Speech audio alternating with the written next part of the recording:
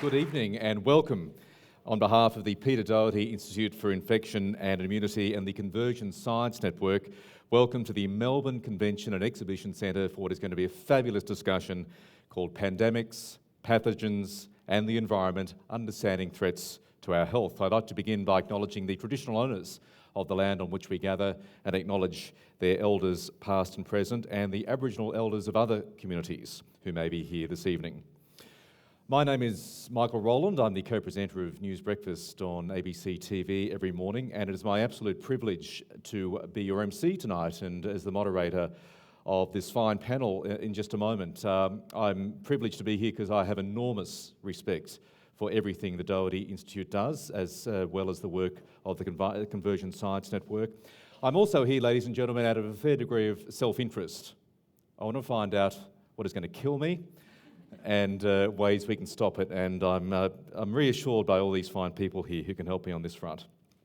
Now, at the start of the year, as many of you will know in this room, the World Health Organization named 10 global health challenges that demand our attention right now, and let's run through that list. Kicking off with air pollution and climate change, non-communicable diseases, a global influenza pandemic, vaccine hesitancy, HIV, fragile and vulnerable settings, antimicrobial resistance, dengue, Ebola and other high-threat pathogens, and weak primary healthcare.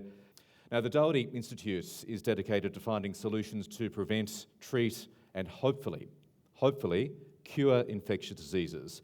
Staff at the Doherty at the very coalface of these threats, both present and emerging. The Institute is a joint venture of the University of Melbourne and the Royal Melbourne Hospital. It brings together more than 700 extremely dedicated staff members who are experts in infectious diseases, as well as immunology. And ladies and gentlemen, this week, I'm happy to say the Doherty Institute is celebrating its 5th anniversary, so I think that is welcome of a round of applause.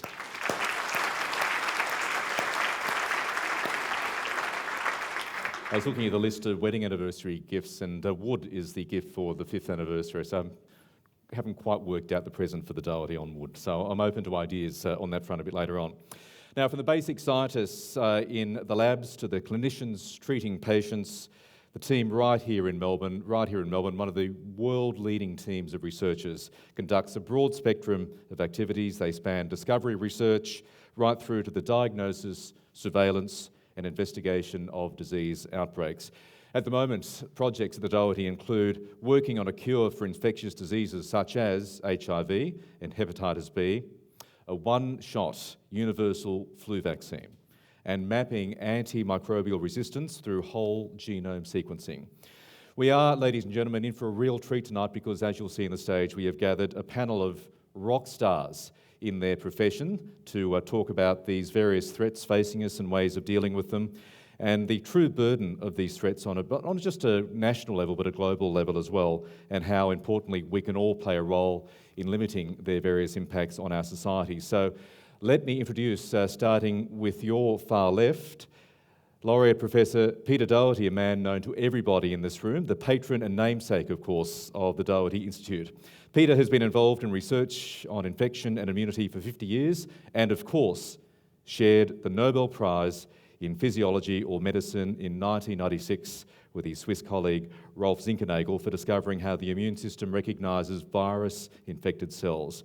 Peter is the author of several books and is a Club Melbourne ambassador, one of our generous sponsors for this event. Ladies and gentlemen, please welcome the wonderful Peter Doherty.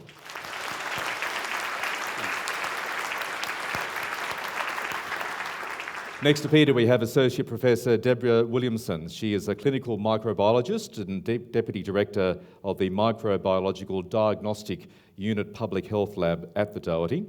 She is involved in the delivery of specialist public health lab services, as well as in the diagnosis and surveillance of communicable diseases. Her research interests include the molecular epidemiology and pathogenesis of infections caused by antimicrobial resistance pathogens. That sounds very impressive. And the translation of genomic technologies to questions of public health importance. Please welcome Deborah.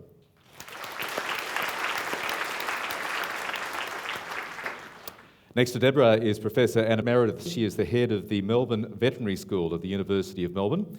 Her research interests focus on the concept of One Health. We'll be talking about that during our panel discussion, with a focus on emerging infectious diseases of wildlife and also looking at wildlife as indicators of ecosystem health more generally.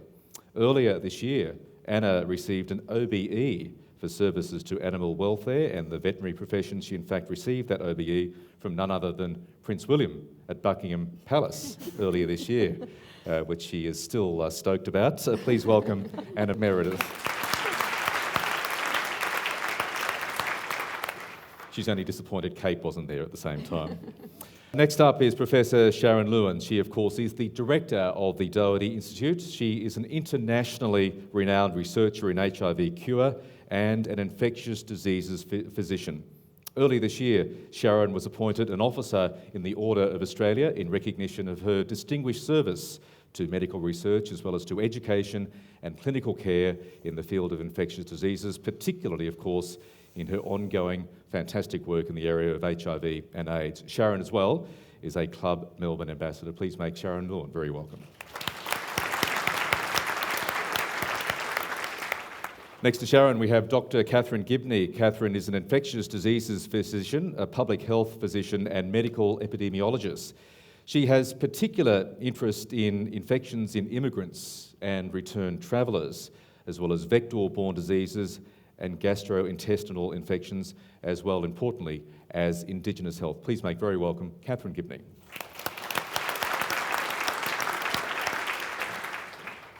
And finally, last but not least, to my immediate right, Professor Ian Barr is the Deputy Director of the World Health Organization Collaborating Centre for Reference and Research on Influenza at the Doherty Institute. Ian has expertise in biological research and development on various topics such as vaccine development, mucosal immunology, cancer therapeutics, immune system development and diagnostics, and he has a bit of a prop to explain his work in fighting flu pandemics to show us all a bit later on as well. Ian Barr, welcome to you. Ladies and gentlemen, once again, please welcome our distinguished panel.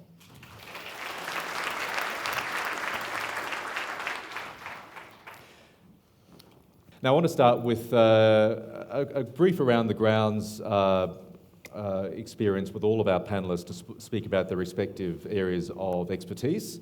And at about 7 o'clock, or just before, we'll be opening up the floor to questions. So put your thinking caps on. All of our panellists are quite happy and willing to take your questions from the floor when we get to them. But we might start with you, Sharon Lewin, with I guess a bit of a rap sheet on the infectious diseases that have made the WHO list of dangerous things, particularly focusing on HIV and Ebola. Where are we at with both of those, and what are the prospects, I guess, looking 5 or 10 years ahead, starting with your particular area of expertise, HIV? Okay, so I'll start with HIV and then talk a little bit about Ebola. I'll go back a little bit. I started work in infectious diseases in the early 90s when there was absolutely no treatments for HIV, and most of our hospital wards were full of young gay men dying of AIDS. And fast forward to 2019, we have absolutely fantastic treatment. About 90% of people across Australia are on treatment, about 50% of people globally. And now people living with HIV have a normal life expectancy, which is spectacular. At the same time, there's been tremendous advances on preventing HIV. So you can take a single tablet a day and reduce your chance of getting HIV by about 99%. But the two big scientific challenges that we haven't yet cracked are a vaccine, and really I think we'll only ever get rid of HIV with a vaccine and a cure. So treatment needs to be lifelong. As soon as people stop their daily medications, the virus rapidly jumps back up. And my own work has largely focused on where that virus is hiding on treatment and how might you be able to get rid of it. I think globally, though, just the big challenges for HIV are getting people on treatment. So although there's been tremendous advances, there's still about 40% of the world's population can't access treatment. And then once you do access treatment in Australia, we know it's fully funded, people stay on treatment. We've got a fantastic public health system that makes sure there's no stigma, people can attend clinics all around the country, but that doesn't exist for many other people around the world. So I think, although HIV, interestingly, is still on the top 10 threats for WHO, which is interesting to me because we've made so many advances, but unless we continue to keep up that effort and or find a vaccine or a cure, we're always going to have to worry about HIV coming back. Before we get to Ebola, what are there ways of rapidly curtailing the spread of AIDS before we get to a vaccine? Yeah, so I might quickly just explain the difference between HIV and AIDS, because HIV means you're infected with the virus and AIDS means that you're sick from the virus or it's caused a lot of damage to your immune system.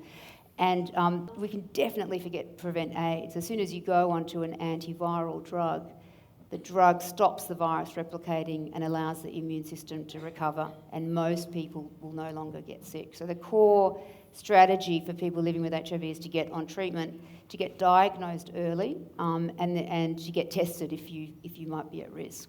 That's probably we know how to prevent AIDS, and that's with treatment.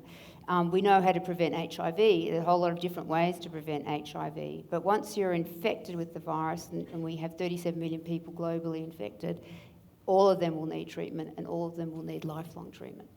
Now, Ebola, a huge issue in the Democratic Republic of Congo in 2014, 2015. Where are things at the moment in the global fight against Ebola? Well, I think many people here might remember the really big outbreak that we had in 2014. In fact, just when the Doherty Institute opened, which was quite incredible timing because you need highly specialised facilities to deal with any specimens potentially infected with Ebola.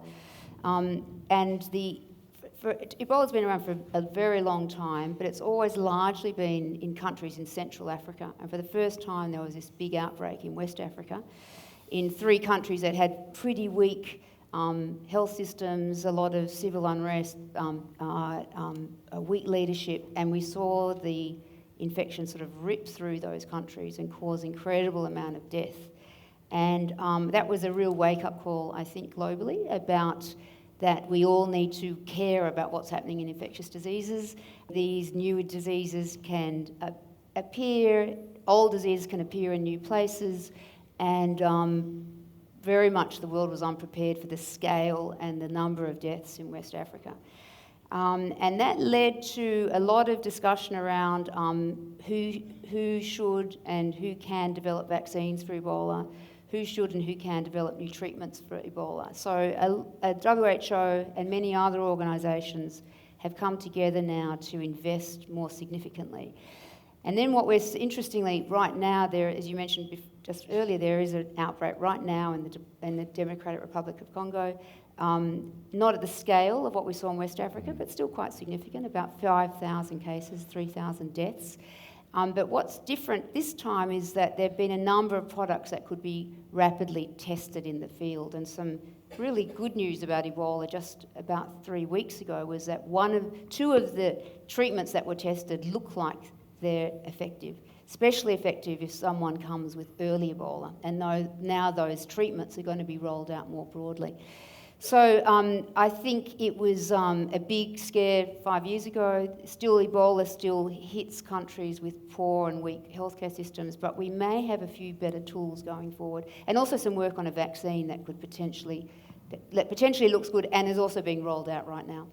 Fingers crossed. Let's go to Dr. Flu over there on my far left. As we all know, we've had a severe influenza season this year, but Ian Barr, firstly, I guess, explain the difference between seasonal flu to a global influenza pandemic. So they're both caused by influenza, obviously. Seasonal influenza is a very predictable type of event, especially in a temperate climate like Australia. So every winter we'll have an outbreak of influenza and other respiratory diseases. And that will ebb and flow over the winter-spring period, and then summer we don't normally have any cases or very few cases of influenza. It's been a little bit different this year, but on average that's what normally happens. In a pandemic, it's an emergence of a new virus where there's little or no immunity in the community, And that virus not only would infect Australia, if it broke in Australia, it would then spread around the world. And with the modern communications and air travel, that will happen within 2 to 3 months. So we have a new virus emerging, which we have little or no immunity to, and that spreads around the world. So that's a global event rather than a local event happening with a seasonal pattern. And what are the dangers of that if that global event isn't curtailed quickly? Well, it's very unpredictable what will happen. In 2009, we had a very mild pandemic season, or pandemic, wasn't a season, and that lasted for about 16 weeks in Australia, and we had quite a lot of infection, but not so many deaths. In other parts of the world, like Mexico, they had higher rates of death, and there's also subgroups of people who are more severely affected by just about any influenza, and they are pregnant women, people with immunocompromised immune systems, people with heart and lung conditions. So it depends a lot on the individual. We can then go back to more severe pandemics. The 1918 is the mother of all pandemics, and that killed somewhere between 50 and 100 million people globally. It's unlikely that we'll have such a severe event, but we could have something between the 2009 pandemic and something between the 1918 pandemic. It's very unpredictable. On that uplifting note, Peter Doherty, you are, amongst other things, a strong advocate on climate change, which I think is probably the understatement of the night. If you could explain, based on your expert opinion, the impact of climate change, particularly if climate change isn't mitigated in the years ahead, on public health. Well, the issue of climate change and public health is kind of complex and it goes everywhere. And the problem with it is that it impacts on just about everything climate change affects, because it affects things like our food supply, our livability of our cities, exposure to extreme weather events. And of course, in the context of our institute, it also has implications for infectious disease. And in particular for infectious disease, what we worry about very much is the move of, say, mosquito-borne infections, both further away from the equator and also further up into mountainous regions. And those infections would include infections like dengue, malaria, and so forth. And there's already evidence of that type of movement. The other thing, of course, with climate change, where you get massive flooding, you will get overwhelming of sewage systems and so on, and then you get a big public health issue there. And we've got examples of that happening very recently.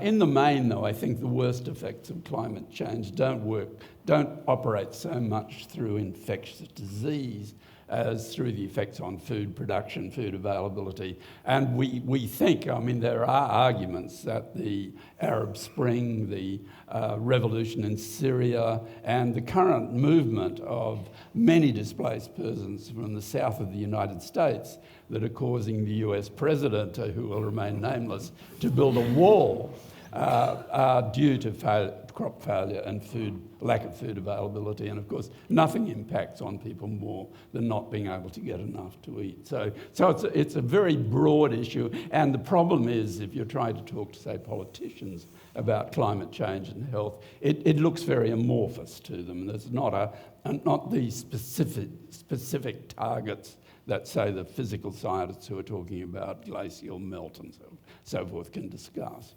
So what's your message to certain governments who may be dragging their heels on climate change? It's an extraordinarily difficult problem for the Australian government because our economy, for one reason or other, is so dependent on fossil fuel exports. So nobody could think, I think, that we could get out of that business all that quickly, but at some stage we are going to have to rethink, because these products hopefully will become essentially unacceptable on the world scene. So I think the message, if one could get a message across, and it's very difficult because, of course, as everyone understands, the present government itself is divided within itself on these issues in a very substantial way.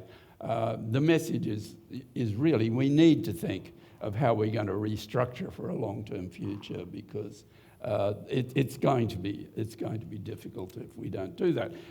It's not mining itself that's some great criminal activity, because if you think of any of the likely solutions, technical solutions to the issue of energy generation, you're thinking about metals like lithium, you're thinking about steel, aluminium, and all the rest of it, because all these products are needed for any of the applications that would get us off burning fossil fuels. So there's a bright future, in a sense, for elements within our mining industry, but others of them maybe need to be deemed to be toned down. From the point of view of the Institute, though, I think our types of surveillance mechanisms and so forth will be, and we have that in our diagnostic virology, VIDRAL, our medical diagnostic unit, and so forth. These will be the monitoring mechanisms that will pick up whether we're having issues that link these two areas together. And if governments are smart, they'll listen to that work as well. Now, Deborah Williamson, to an area you spend a lot of time in, and that is increasingly bacteria and viruses becoming resistant to the medicines that are there specifically to treat them. Why is that happening, and is that a situation that could get worse? Gee. Okay, yes, why is it happening? Well, I think one thing that we forget is that, so humans didn't create antimicrobial resistance, it was already there, but what we've done is really encourage it. And so most antibiotics are actually very similar to compounds that bacteria produce themselves just to survive in the environment. And in actual fact, antimicrobial resistance genes have been found in Antarctica, deep in the permafrost. So it's always been there, but what we have, and so AMR in that regard could be thought of as a natural phenomenon, but what is absolutely not natural is the selection pressure that we have applied to bacteria ever since the discovery of penicillin and our massive use of antibiotics. And so we've created this, I guess, insatiable demand for antibiotics, and essentially we've accelerated evolution. So what may have taken bacteria millions of years to come up with themselves has happened in the evolutionary blink of an eye, so in decades. And we hear a lot in the media about a return to the pre-antibiotic era and this Darwinian struggle for survival of the fittest. And that's really an unenviable position to be in, but it's a very real prospect. So in terms of what, I guess, some of the drivers of antimicrobial resistance are, there are those immediate factors that we hear a lot about, and particularly in healthcare, so the use and the misuse of antibiotics, poor infection control, limited surveillance, inadequate diagnostics, and there's no doubt that they are critical drivers in AMR. But I guess to truly understand what the drivers of AMR are, you have to maybe zoom out a little bit to think of some of the broader, I guess, more distant drivers. And so we think of some of the major anthropogenic changes that Peter's mentioned, so globalization, climate change, food insecurity. These are things that contribute to infectious diseases, but actually are some of the true drivers of AMR. And that's not headline grabbing, right? So geopolitics caused superbug outbreak in Melbourne Hospital, right? That's not something you'd see on the front page of the Herald Sun, right? It's not intuitive to many people, but in actual maybe the front page of the ABC. SBS.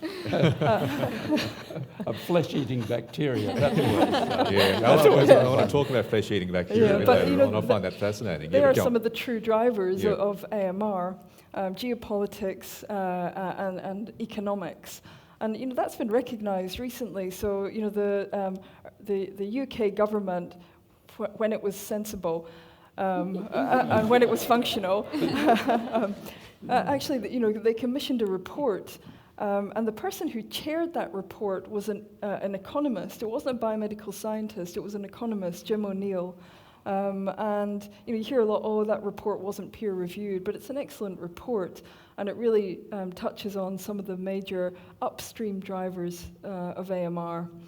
I think that if you're asking me to sum up, what has driven AMR, I think there's a long litany of things that we can ascribe to politics, climate change is one, and I'm going to step up and add to that and say antimicrobial resistance. Oh, right, politics. okay. Yeah. I'll add that to the list. You do some work as well on the sexually transmitted infections. That's a particular area of concern. Some infections becoming resistant to medication. Absolutely, yes. And so it's a very complex area, so complex epidemiology, complex behavioural factors driving that, and we're seeing a real huge increase in STIs, not just in Australia, but across the world. As I said, it's a complex area, but I think one of the archetypal superbugs, if you like, is Neisseria gonorrhea, so the causative agent of gonorrhea, and that really is a bacteria. It's to be admired and feared because it's a bacteria that essentially every time it sees an antibiotic, it can develop resistance. And one of the reasons for that is it's extremely clever, and it can take up bits of DNA from the environment that it lives in, and so really can develop resistance extremely quickly. So that, compounded by a massive increase in incidence and a huge increase in antibiotic use, is really a perfect storm. Anna Meredith, tell us about One Health. One Health, well, it's, I suppose the best way to describe it is a relatively new term for a very old concept. And essentially it is a very simple concept. It means that our health as people and the health of animals is intimately connected to the environment in which we live. So it affects us all, and so we're all in this together. And basically it recognises that if we're going to tackle some of these so-called wicked problems, including infectious disease and antimicrobial resistance, we need to do that in a very joined up way. So it's talking about an integrated, collaborative, transdisciplinary approach, a way of working that sort of adds value and means that we can tackle things more effectively by doing it in a more joined up way rather than working in silos than doing it alone. What's some examples of diseases that are transmitted from, I guess, humans to animals, and the other way too? Well, people often don't realise the extent of that. Actually, of all the human pathogens that we know about 60% come from animals. And of the emerging infectious diseases, including some of these, about 75% of those pathogens come from animals, and a lot of them from wildlife. So animal health and wildlife health isn't something separate. It's very intimately connected to our own health. So it's a really good example, and at the Doherty, it's not just the medical scientists and the bioscientists, it's the vets. I speak for the veterinary profession. We're just as important. If we're going to tackle these really important problems, we've got to work together. And do you see increasing collaboration between the vets and scientists in other areas? Very much so, and not just sort of on a local scale, on a national and international scale. The WHO, the FAO, and the OIE, which is the sort of World Animal Health Body, recognise now that surveillance of animal health is just as important as human health because of the interconnectedness of it all. Okay, it's a growth area for vets at the moment, which is and great. just as an example, Ebola, which we talked about earlier, obviously it's a tragic problem, but Ebola's also wiped out about 1/3 of great apes, for example, so it also kills gorillas, chimpanzees, conservation-sensitive species. So there's other reasons to be concerned and study these diseases, not just for the very important reason that they affect human health. And on that front, I read somewhere in the last couple of days, leprosy has a great impact on some animal communities as well. We think of it as a human That's disease. right, yes. We've just discovered, actually it was in Scotland where I worked before, leprosy, a disease that we thought we'd eliminated in most parts of Europe. It's still prevalent and quite a big problem in some areas, Southeast Asia, South America, but we discovered out of the blue really that there's a new wildlife reservoir, well it's not new, newly discovered, in the red squirrel. So an old disease re-emerging, as Sharon said earlier, these things can pop up, and wildlife is often the source. Let's talk about measles. Catherine Gibney, bringing you into the conversation. Some disturbing figures. Measles, reported cases of measles rose 300%. That's 300% in the first 3 months of 2019 compared to the first 3 months of 2018. 18, as we all know, measles is a vaccine preventable disease. Why is this happening, and what is the impact on, or how much of this is being driven by vaccine hesitancy? Yeah, well, I mean, I think we have to remember that vaccination's really been one of the huge success stories of infectious diseases and public health. And, hundreds of millions of lives have been saved because of vaccination. Now, we've had a measles vaccine available since the 1960s and funded in Australia. We've got, a great nationally funded immunisation service. So we've really, went from very high rates down to almost nothing. And in 2014, Australia was declared by the WHO to be measles-free, meaning that we don't have any ongoing transmission of measles here. If there's a case that someone's travelled and caught it overseas and brought it back, and it might spread to a couple of people, but because we have a well-vaccinated population, that doesn't happen a lot.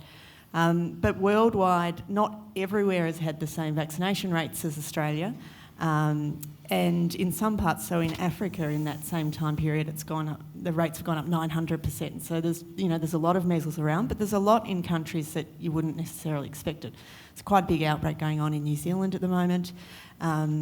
The UK have just lost their status as being measles-free, and the US, is under threat for losing that status as well. And the problem is that the vaccination coverage hasn't been high enough. Now, some of that can be attributed to the systems not being strong enough, not getting out to all kids and getting everyone to have 2 vaccines.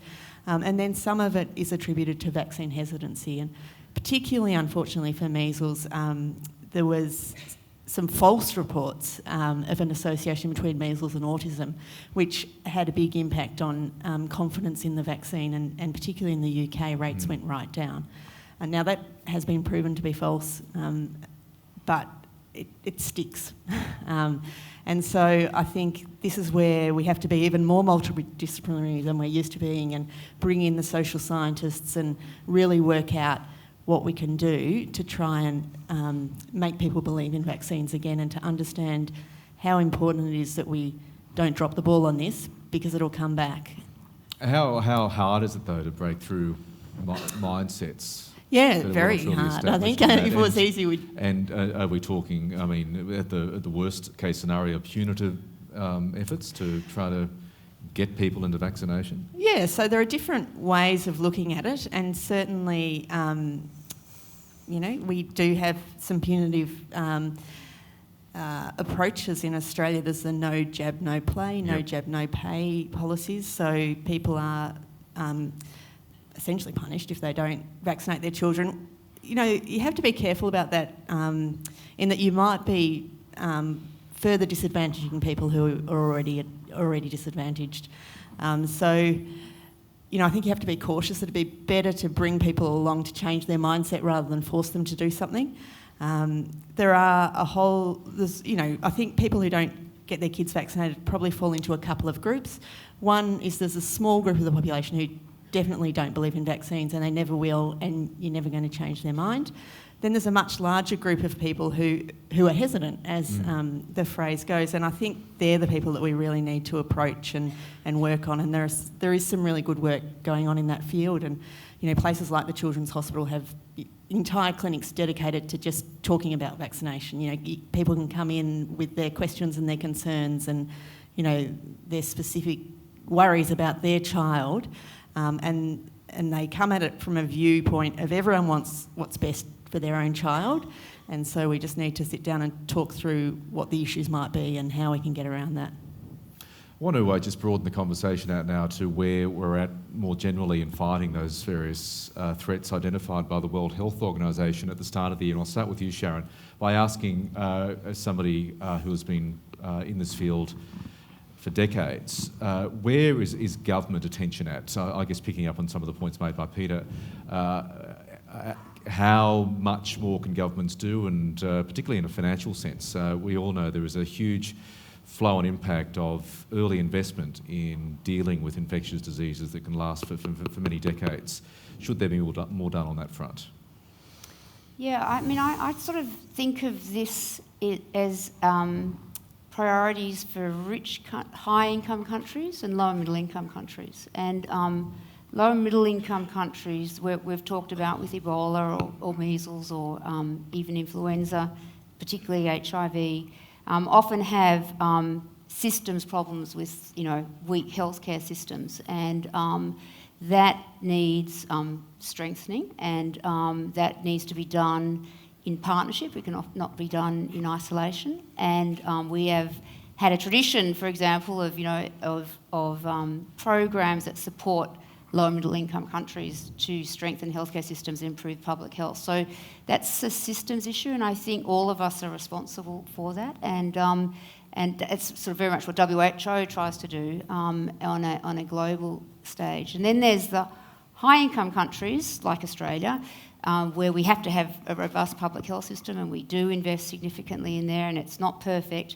But we also have a responsibility, I think, to work in partnership with other countries and low middle income countries to develop new drugs and new vaccines. So I think it's a shared problem. And I think our government has, it's a whole other conversation about how much about investment in science and medical research, but our government in recent years has very much focused on how to protect Australia, or, their concern is around bringing in resistant strains to Australia or bringing in flu, rather than thinking about our neighbouring countries and where we should be strengthening healthcare systems. So that's a worrying shift for me for Australia. And then there are some spectacular examples, I think. We often, the current president aside for the US government, the US government has done some extraordinary things for HIV, which you'd never expect. George W. Bush set up something called the President's Emergency Relief Fund for AIDS, and it was the biggest investment ever in any infectious disease delivering antivirals to Africa. They still give about $6 billion a year. And Trump actually hasn't cut that, interestingly, and the Republican Party was right behind that initiative, and it has had a transformative impact on Africa. So I think it's a shared problem, and we've got to tackle both ends, the delivery health systems, but also new drugs, new vaccines, pricing, delivery. It's all of our responsibility. Would anybody else like to buy in on that issue, Peter? I think... our government does a great job pretty much in the medical area, really, don't you think? I mean, it's not a controversial area like climate change, and we generally get good support. I think one of the issues has been, particularly with respect to multi-drug resistant bacteria, that investment from the private sector dropped right off because the antibiotics really weren't profitable. And there hasn't been enough effort to develop new products and a new supply chain. And the Gates Foundation, for instance, has taken up this issue. But I think really where governments might get involved is working out a better mechanism whereby working with the pharmaceutical industry, which has the technology and the approaches to develop this. They do rely on discovery from universities and so forth, and they do buy that in. But there might need to be a better way of working out that relationship so that we can get much more product development in that type of area. But a lot of these things, we could make vaccines, for instance, say probably against Ross River virus, for instance. But we don't because it's not economic. And there is always an economic component to anything to do with medicine and prevention.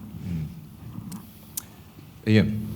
Yeah, just a quick comment on that. I think often industry gets a bad rap in all of this, and yet there are programs, Gavi for one, where industry sells vaccines and medications to that group very cheaply. There's another example in WHO. They've set up a pandemic influenza preparedness setup, and they get money, $28 million from the vaccine and diagnostic companies that deal with influenza products to go into reserving vaccines and drugs for developing countries. So I think there are examples out there where industry and other organisations work very well together and get very little credit for it. On the influenza front, so just picking up on Sharon's point, Ian, where does Australia stand in fighting what is a global problem? And there are challenges, opportunities ahead on that front? Of course, we're all, or virtually all, not all of us directly, but indirectly are cheering on for the Holy Grail, and that's an influenza vaccine that we can give that will last 5 or 10 years and will cover not only the seasonal strains but other strains which are out there which might become future pandemic strains. But it's a very hard ask that. We've been trying this for the last 50 odd years and haven't been successful to date, so it's not an easy task. But Australia is part of that race. Okay. Do you see it getting any less hard in the years ahead, or what's going to be the catalyst to change that?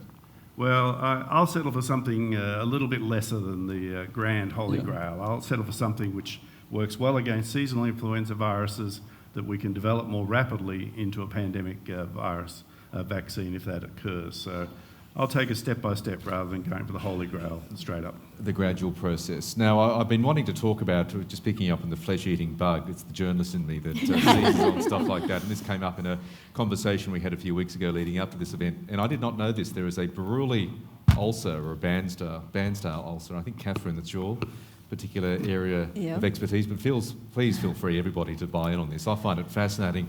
Tell us about this ulcer.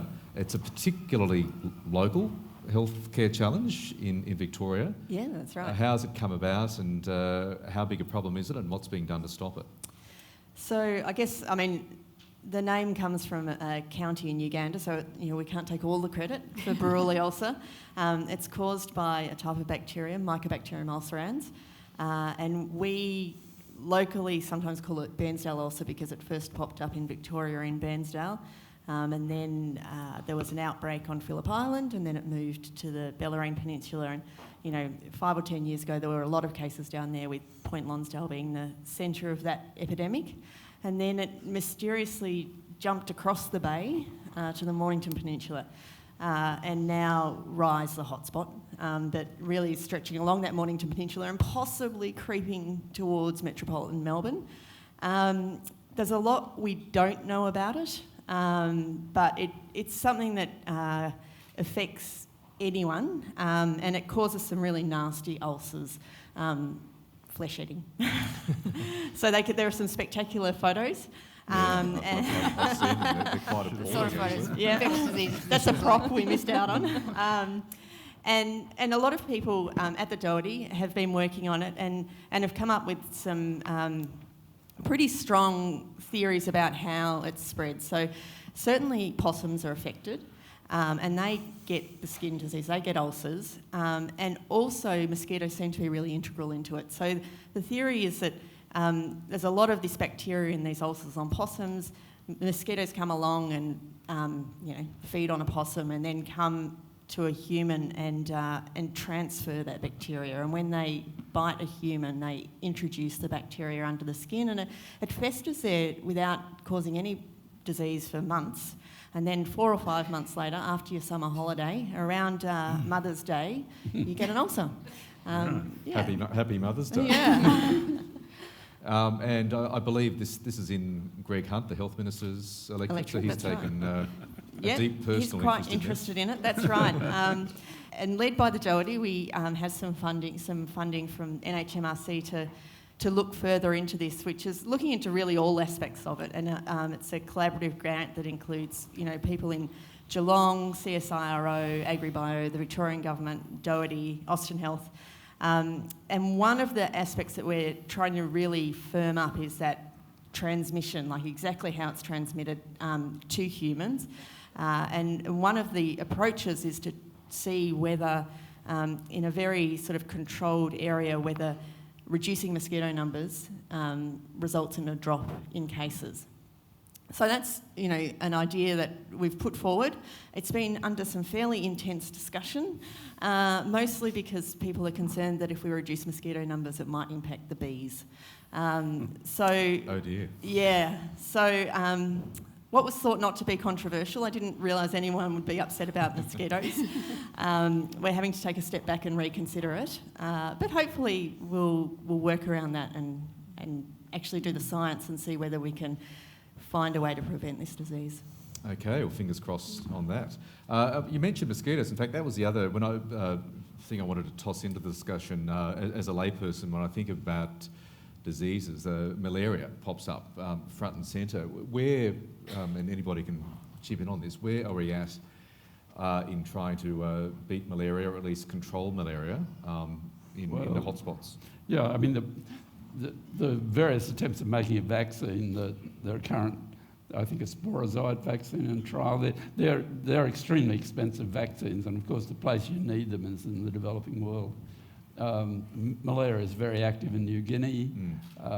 With climate change, one of the issues is malaria moving up into the cooler areas, for instance in Kenya, moving up to Nairobi from the coastal areas and so forth.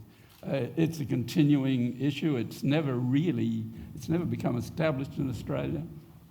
Perhaps because we don't have enough people in the north, quite frankly. It could be a risk in the future. Malaria research... In this country? Possibly. But again, our sort of public health systems are such that people would get onto it very quickly. It's a major issue in killing. It kills enormous numbers of children in developing countries. I think there's been good news about malaria in the last 10 years of a reduction in deaths for malaria, and the big challenge, significant reduction, largely through use of bed nets and insecticides in countries that are affected. Big challenge is drug resistance, so that the drugs that we use for malaria don't work in all cases. But interestingly, just this morning I heard about a coalition of senior malaria opinion leaders saying that eradication of malaria could be done by 2050 sort of if you double the investment in the strategies that are being used now. So malaria, in the malaria field, they are talking about elimination, but they're talking about that sort of time frame it might take, but with significant investment, almost doubling the investment currently. In those days when people used to spray DDT everywhere, malaria was often reasonably well controlled in developing countries because DDT was very cheap. And then there was a big effort to completely outlaw DDT. Fortunately, we managed to keep it for impregnating bed nets and spraying inside houses, and that helped keep malaria down. But it's a constant ongoing battle, as it is with many of these infections. Deborah and Anna, I want to bring you onto this part of the conversation. We've talked about government, what government is doing, what it could be doing more of, but community support. How important is it harnessing the support of communities? Kicking off with you, I suppose, Deb, dealing with some of the groups affected by the diseases you've mentioned. How important is it in getting community support on side to help promote and advance the efforts of all the scientists working in these areas? Look, it's absolutely critical, and so particularly, for antimicrobial resistance, there have been some, I guess, concerted public awareness campaigns, focusing on things like, well, when you go to the GP, you don't always need an antibiotic, etc. Having said that, I think that's somewhat that's an important, absolutely important message, but is a little bit, I guess, reductive. And I do think that we need to, in order to, I guess, form some of these public awareness campaigns, we really need to get a better understanding of what people understand by antimicrobial resistance. What do they mean? And so there have been some large-scale surveys recently. A recent one in the UK asked people about what they understood around the term antimicrobial resistance, and a surprising number of them thought that it was us. They thought that it was humans becoming resistant, not the bacteria. A number of them, despite best efforts at, I guess, raising education around the use and misuse of antibiotics, a surprising number as well, also thought that the common cold could be treated with antibiotics.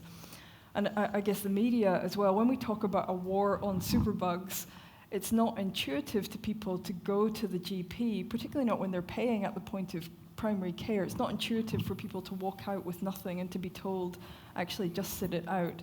The sort of more intuitive, if you're hearing about a war on superbugs, to want to take something stronger to fight it. And so I think we need a bit of a reshifting of some of the messages around what antimicrobial resistance means and what we can collectively do. And interestingly, there was a recent article from a group of senior, I guess, opinion leaders, global opinion leaders in AMR, and they've suggested something called the antibiotic footprint, and they've drawn largely from the messaging around the carbon footprint in climate change. So just a sort of simple, digestible message around where antibiotic use is happening, and importantly, that can be cross-sectoral as well. And so it can draw in antibiotic consumption from animals, from the environment, from humans, to create this overall antibiotic footprint. And so, we as scientists, but also we as global citizens, have a huge role to play. Consumers, we are consumers, and they, as consumers, we're very powerful. And so, in 2017, some of the big supermarket chains in the UK, for example, so M&S and Waitrose and Asda, actually published information on farm-level antibiotic use. It wasn't perfect data, but nevertheless, these are some of the initiatives that are playing out. Anna? Yeah, no, completely agree. It's a lot about education. It's again this sort of One Health working together. You're never going to tackle it by just dealing with medical use of antibiotics. We've got to tackle its use in animals, and that's educating even the veterinary profession. There have been surveys done recently that indicate that vets out there in the profession perhaps aren't using it always the antimicrobials in the right way. The same with just with GPs and medical practitioners, appropriate use, but also then educating farmers and the often mistaken belief that antimicrobials are always necessary, etc. It's a cross-sectoral approach. It's an ongoing process. We are just about time to throw the floor open to questions. It's a full house. I'm sure there'll be plenty of questions, but I want to, before we leave for that part of the evening, get to Ian Barr's little show bag there. It is a influenza pandemic kit. What is it, and how will that save our lives? Every home should have one of these. I've just put in a few little select items here. So it's not Peter Doherty's book, it's written by a nurse, in fact. So you can pick this up for, I think, $7 on the internet here. And it says, The Complete Homeowners Pandemic Planning Book. Are you prepared? Everything you want to know from A to Z. How to respond to an influenza flu outbreak, strategies for survival, building a safe room, whatever that is, a bunker, how to provision food and water, sound advice, and more, from Carol L. Matthews. So well done, Carol. Must have a copy of that. And there's many things out there which are readily available. We have the old surgical masks. You need a couple of boxes of those at least. Or if you're a bit richer, you can get an N95 mask. They're very uncomfortable. I suggest the one with the valves. They're even dearer. All of these are made in the US, so they'll probably run out in the first week. You probably want to test yourself, so you need one of these little rapid home test kits. These are relatively inexpensive, but you can't buy them over the counter. They're quite difficult to get hold of. If we had a home test, I think we'd be much better prepared for a pandemic. If you knew you were positive, you wouldn't be going to work, for instance, and if you were thinking you were infecting your family, then you might actually get off your bum and do something. Take some medication. Never go home anywhere without your Tamiflu, so you need some Tamiflu. This is a specific antiviral which will work against all known influenza viruses if taken within 48 hours, so you definitely need that. And to promote the AMR, you need your antibiotics, of course. So a question for the audience, there's something that's not in my bag. What do you think that might be? Vaccine. No, well, I could have Relenza, which is the Australian equivalent of Tamiflu. One other thing? Hand sanitizer. Hand sanitizer. Well, hand washing, yes, good luck with that. I don't think that'll help you much, but you can try. A vaccine? Your Sounds vaccine. good. A vaccine, A right. vaccine. And why don't I have a vaccine in there? Because there isn't one. So that's a major omission. And if you think vaccine's going to save you, I've got some bad news. There won't be vaccine available for 6 to 8 months after the pandemic emerges. So I suggest you get your little pack ready and start reading Carol's book. Carol's about to be a multi-millionaire, basically. Not at $7 a book. No. It'll be like Uber. There'll be peak pricing. It'll go through the roof once the pandemic starts. So, ladies and gentlemen, there are microphones in the middle of the room. Oh, sir, yes. I believe, may not be now, but antibiotics were used as food supplements in veterinary practices. Surely that's not a good idea? Yeah, good question. They've been used as growth promoters, so that if that's what you mean. Yeah. So the idea is that if you suppress certain bacteria in a food-producing animal, they grow better.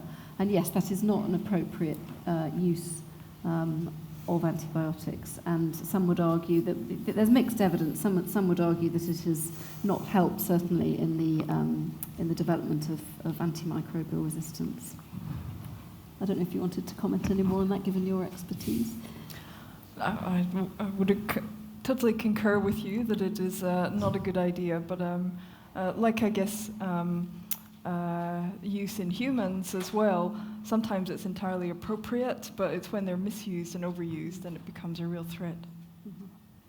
I don't know where to start because I have several questions, but I'll just ask first, with respect to the antimicrobial resistance, whether you could give us a specific example of how geopolitics would affect something, and also ask a question about, there seems to be a general agreement, a shift in terms of recommending longer antibiotic courses, now saying you should keep it as short as possible to prevent resistance. At least it seems like that from the doctors. So I was going to ask you to comment on the example of how geopolitics can affect it, and also whether there's that shift in terms of what they recommend for the course durations. Yeah, look, they're great questions. And so, with regard, I guess, to the geopolitics that I mentioned, I guess one example of that could be the collapse of the former Soviet Union, for example. And so what that led to in many of the former Soviet countries was a real marked decline in their public health infrastructure. And so limited access to drugs available to treat TB, limited importation of those drugs, reduced access to medical care. And so some of those countries were among the first in the world to see cases of extensively drug-resistant tuberculosis. And they remain hotspots for XDR TB to this day, so it's reverberated down the decades. I guess another example of that would be, a massive population movement. And so when we think about refugees on the Myanmar-Cambodia border, for example, that's where we've really seen highly resistant malaria. And so they would be just two examples. More broadly, things like intensive farming and the population growth fueling demand for quick access to food. They would be some examples, I guess. In terms of, sorry, what was your second question? Or shorter courses, yeah. Short, long, short. Yeah. That's an interesting one, and so I'm not going to say witchcraft because that would be doing disrespect to my infectious disease physician colleagues here, but only odd numbers. So only 3 days, or only 5 days, or only 7 days, right? No, but actually, what you need to I guess, what is needed here are large-scale clinical trials, I guess, to definitively look at, the optimal duration of antibiotics. And so really, for certain conditions, things like staphylococcal infection, bloodstream infections of Staphylococcus or E. coli, the evidence is pretty good, or urinary tract infections, but for some other infections, there's no real consensus on optimal duration. Or Catherine and Sharon may want to comment there.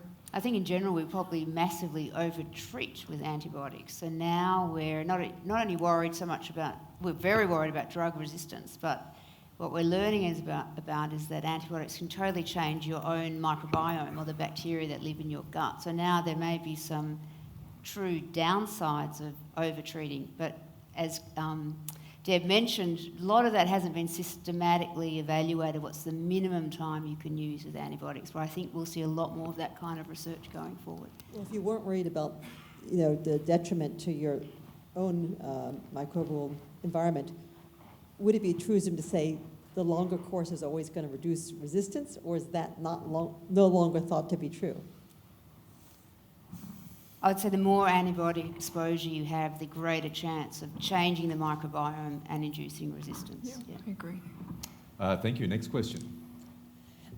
Thank you. Misha Coleman from the Global Health Alliance. Hi, everybody. My question is to Professor Ian Barr about the veracity of some of the media reports about flu this year. So there were headlines in some very august medical journals like the Daily Telegraph in Sydney. So with headlines like mutant flu crisis and killer strains take hold. So I guess my first question is, were there actually any killer strains, or was it just a sort of a drifted strain issue? Secondly, did we actually have more, like a higher number of cases this year, or was it, more rapid testing? And thirdly, can the Doherty Institute offer a study tool for Daily Telly journalists before the next flu season? Right, okay. Where do I start? Peter. Ian.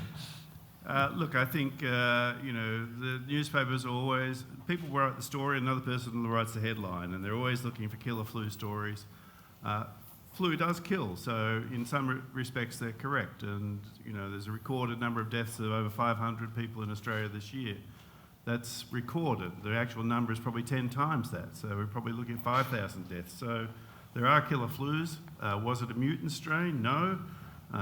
Is it evolving constantly? Yes. Can we tell the difference between last year's viruses and this year's virus?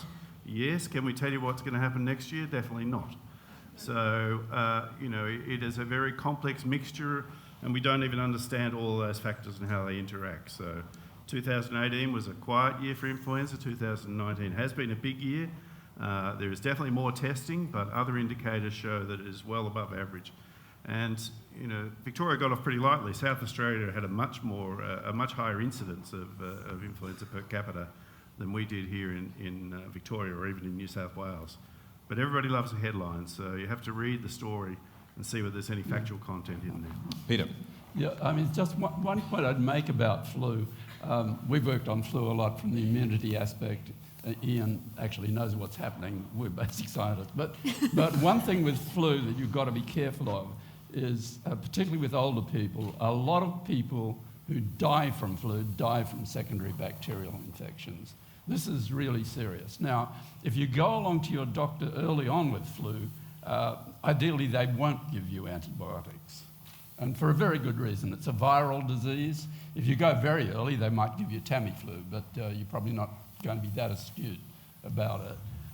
But if you've got flu and it hangs on, and you've got a serious respiratory infection that just hangs on and hangs on, you may need antibiotics, and you definitely need to go back to your doctor. So that's been a concern, I think, among some of the physicians, that the talk about antibacterial resistance is sometimes discouraging people from going to their doctor when they really do need these products.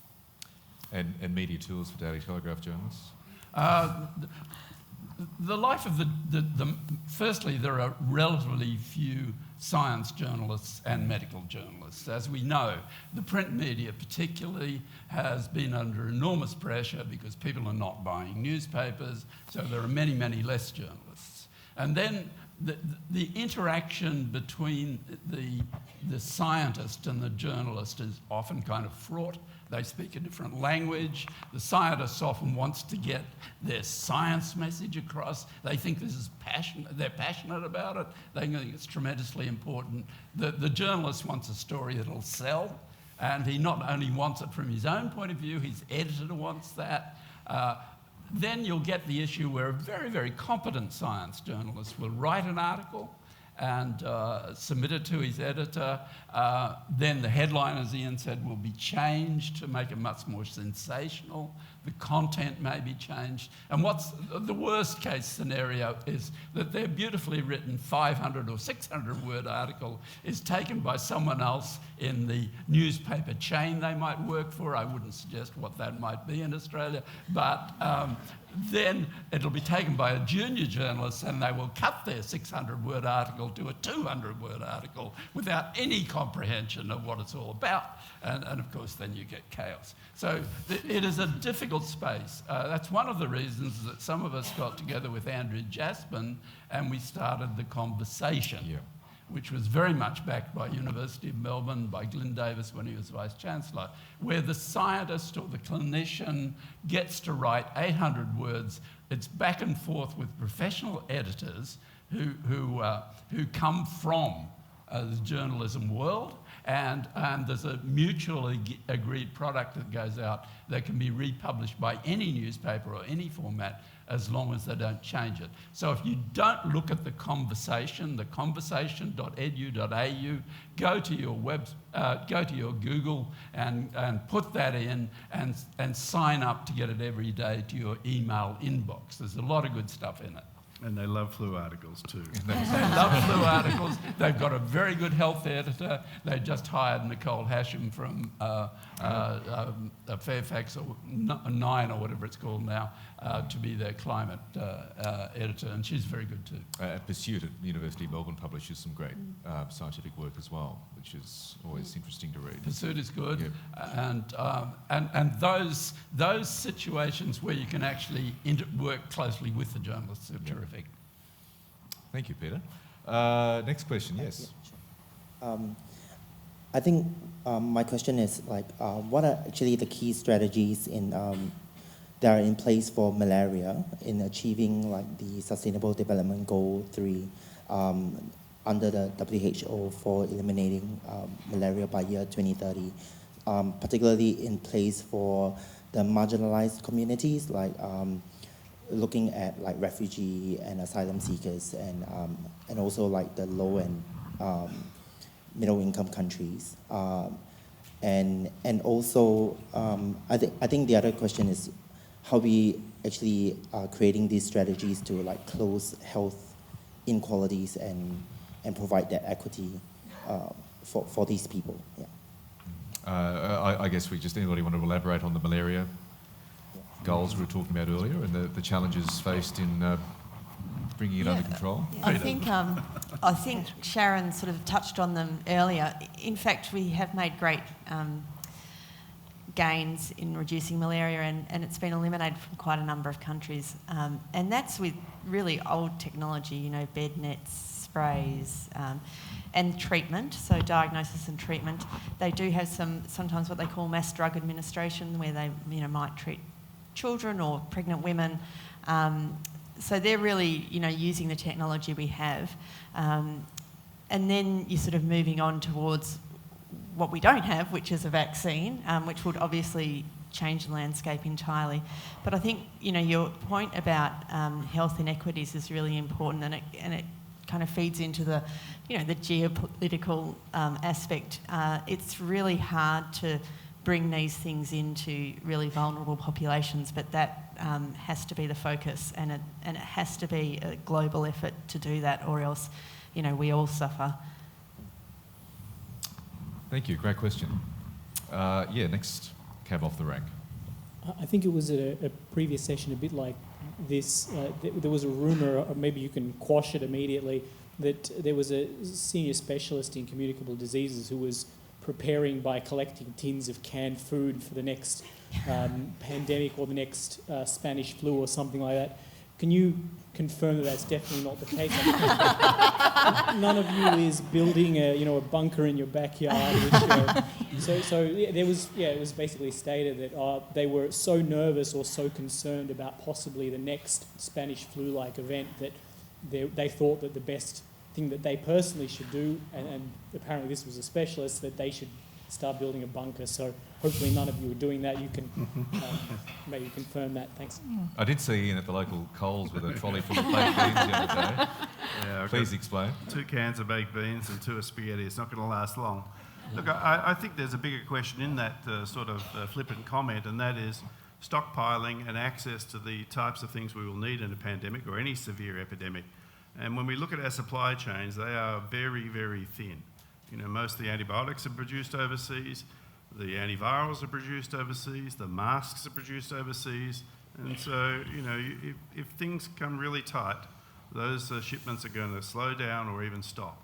And so I think then we're very reliant on stockpiles that the Australian government has made, so they have a lot of these things, syringes, needles, drugs, but they're still got to get that out to the population. And masks, you couldn't get enough masks into a warehouse. So I think, this idea that everything's going to be just in time, that nothing's going to be disrupted on the global chain, I think that's very naive in a serious event.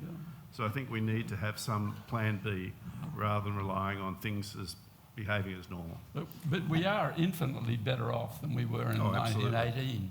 I mean, when all those people died. You know, you've heard the little rhyme. I had a little bird and its name was Enza. I opened the window and influenza. That comes from 1918. It was a kid's rhyme. So, but we have antibiotics to deal with the secondary infection. Many of those people probably died from secondary bacterial infection. We have antivirals, which, though they may not be all that useful for treatment because you've got to get people very early, you could have people protected at the interface. We can isolate ourselves much better than we could then. Because of cell phones and delivery of food and all the rest of it, you can maintain social distance much better. So there are a whole lot of things that are going for us. I don't personally worry about the human population being wiped out by pandemics. We're certainly not going to all die from unsterilised telephone handsets as they did in The Hitchhiker's Guide to the Galaxy, because nobody uses telephone handsets. So the advance in technology is a plus too. I think we're very good at infectious disease. It's not perfect, our protections are not perfect, but these few people you see here are representative of fantastic scientists all around the world who work on this stuff. And I think we handle those things pretty well. So I wouldn't worry about being killed off en masse by a pandemic. Something else will get us. Deb, then I'll come to you, Sharon. No, Peter was comparing to how well prepared we are now compared to 1918. But actually, we're even much better prepared than we were 10 years ago. So Absolutely. 10 years ago in 2009, there was a pandemic strain, and it wasn't as bad as we thought it would be, but it did test the system to some extent. And actually, our governments think about this a lot, state government and federal government, and even sort of internationally about preparedness. And it's more than Carol's book. It's really thinking about, you know, how much vaccine, drugs, masks will we need? How will that be rolled out? When you might potentially have to make changes to going to school or big events, etc. So there's a lot of people really thinking about this, but you know, often when the system gets tested is when you start seeing where the weaknesses are. And we were tested a bit 10 years ago, and we're probably more prepared, but then, you know, when something new comes along, we learn again. So I think we've come a long way since the Spanish flu, and we've even improved further. But there's a lot of planning and testing and thinking about this going on at all different levels of government. And Deb, did you want to buy in? Yeah, look, I think that you know, testing the system is really important, and so, you know, there are, I guess, hospitals, healthcare facilities, etc., around the country. You know, they have walkthroughs, you know, desktop exercises, and sometimes, you know, real-time exercises to test the system. They're not perfect, but they help. Having said that, yes, we are on the whole prepared for infectious diseases, but we do see some cracks emerging. So, you know, we've had a couple of shortages of some antibiotics over the past few years. With one in particular, we had a shortage of benzathine penicillin, which is used to treat syphilis, and really that was in direct response, as we mentioned earlier, to a huge increase in STIs, and particularly gonorrhea and syphilis. But I think we're starting to coalesce around a few key themes, particularly back to basics here. So access to clean water, sanitation, preventing infections happening in the first place. You know, yes, we do fantastic science, but you know what we're, I guess, converging around is preventing infections happening in the first place for most of the world. Yes, sir. I've been walking around the streets of Collingwood and I've seen a bunch of posters popping up around the place, and whilst I have access to a panel of geniuses, I thought I would check the content of the posters. It's picked up on a couple of things we've spoken about tonight. The poster was produced by a community organisation, and on it has percentage protection offered by various methods for STDs out there. It says PrEP offers 99%, down one step below is like condoms at 70%, and it keeps going down. And on the bottom, it, you know, appropriately promotes the use of prophylaxis PrEP, and also next to it promotes the use of prophylaxis doxycycline for the other STDs. I want to do a sanity check on whether or not that is the right message we should be sending out to, in particular, the queer community, in light of the antimicrobial resistance, and whether or not that imagery of not promoting condom use is what an affluent place like Melbourne needs to hear right now. Sharon? Yeah, I think the figures that you're reading out are accurate. PrEP, for pre-exposure prophylaxis, for people that have not heard of that, is an antiviral for HIV that if you don't have HIV and you take that drug daily or around the time of a sexual act, reduces your chance of getting HIV by 99%. It's a bit like taking the pill to prevent becoming pregnant. And the pill works better than condoms, and it's pretty much the same as PrEP, working better than condoms.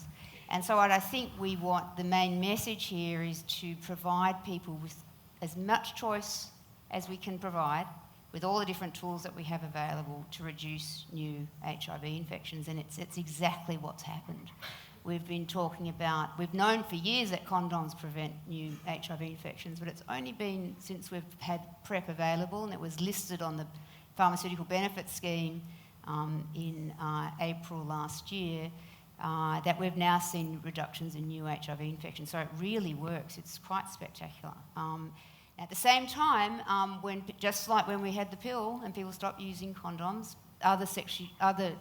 there will be transmission of other sexually transmitted infections, something that Deb has worked on intensely, and we definitely know that new infections go up. But I just should add that to get PrEP in Australia, you have to see your doctor every 3 months, and every time you see your doctor, they will check for all infections, including even if you haven't any symptoms, and give you treatment and check for the side effects of PrEP. So I think we need to give people choice, as many choices as possible, to make decisions to reduce their chance of infection. The last thing you asked about was doxycycline to prevent sexually transmitted infections. That's a little bit more controversial, actually. The idea there is that you take an antibiotic continuously to prevent you be infected with other infections that respond to this antibiotic. And actually there's studies that show it works, but it's controversial how to introduce it at a public health level because of the reasons that you say about potential drug resistance. PrEP is a little different. I don't know if Deb agrees with that. Yeah, no, I think that's right. The doxycycline issue is very controversial. And you can think of it as ultimately it could end up as a tragedy of the commons, whereby you're maybe preventing yourself getting an infection, but the collateral damage that may happen in 3, 5, 10 years to the wider population, I guess, is still to be established. Just very quickly, yep. So then what's the message then? If we've got posters telling the community to go out and go take prophylactic doxycycline, what's the message, or what's your message? You've said it's controversial, and I agree, but if we've got posters telling people to do it, that they're going to say, okay, I should do it because it's safe and right to do so. Two things. I think we need to think about the provenance of where that messaging is coming from and whether it's based on evidence. And at the moment, there's emerging evidence to say that it's beneficial, but this is still an area, I guess, of active research. And so I think as scientists, it's irresponsible of us to say to give a definitive answer when there isn't one, and so I think the jury's still out.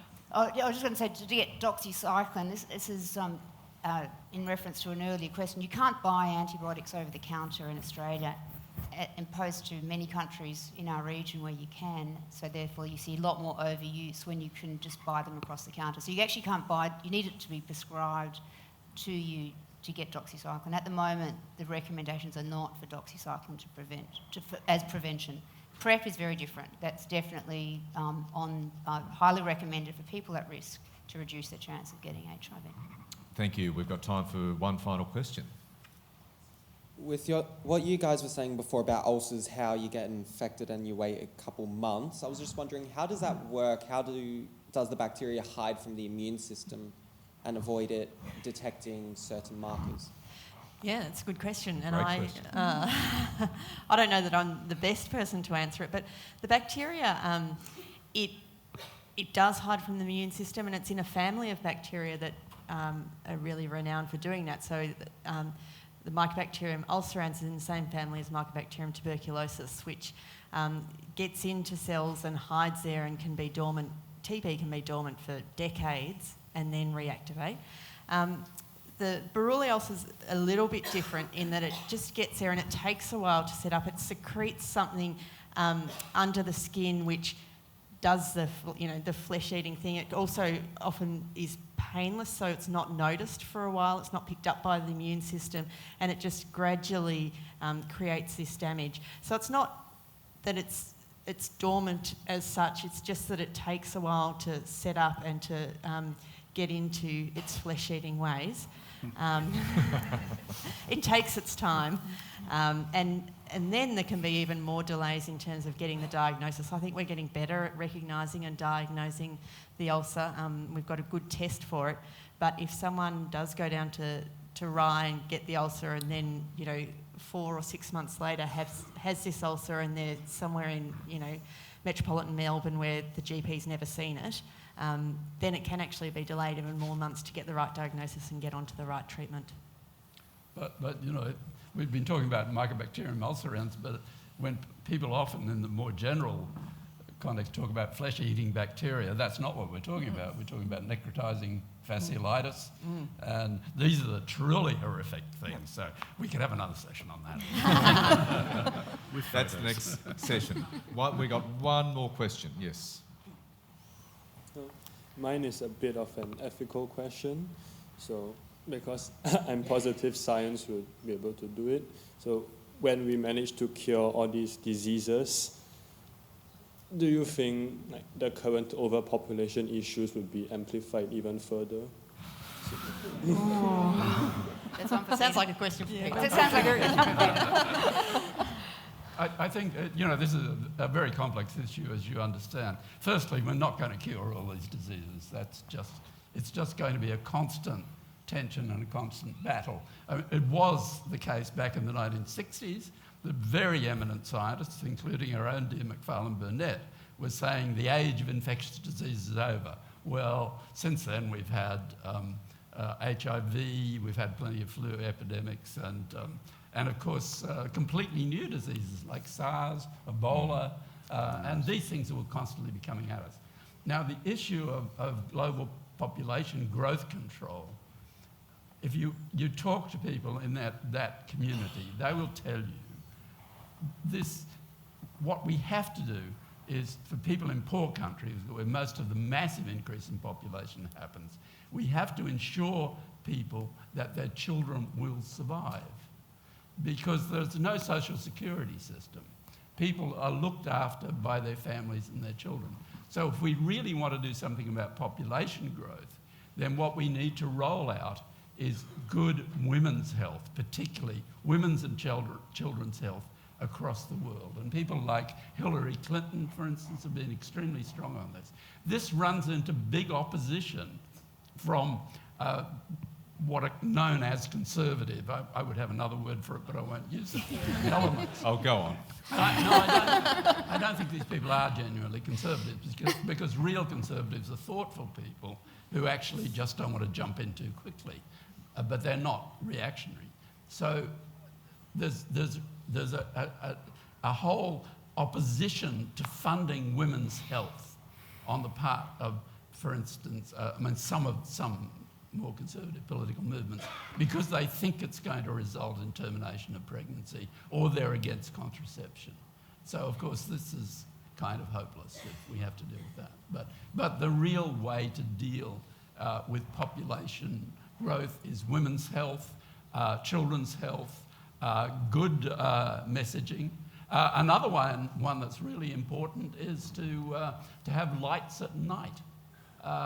Solar power for African villages. Women can sit up and study rather than go to bed too early. I mean, there's all sorts of ways of dealing with this.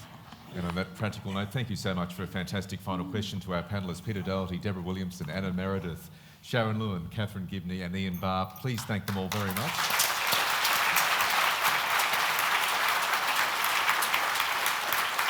We are, of course, celebrating the 5th birthday of the Doherty Institute, but I also want to say a few words before we leave about the Convergence Science Network, which has been partnering with the Doherty to put on tonight's event. As many of you would know, this network does some fantastic work in bringing the work of these fabulous people and all other scientists and medical researchers to the community, to citizens. They've been doing that since 2008. They present research in an unfiltered way through various mechanisms, visiting research labs, but also through some keynote events like the Opening the Vault event series and, of course, the Graham Clark oration that many of you would have had the opportunity to attend. Also, thank you to the Club Melbourne Ambassador Program, which is an initiative of this outfit here, the Melbourne Convention and Exhibition Centre as well, Sharon and Peter, very proud ambassadors of Club Melbourne.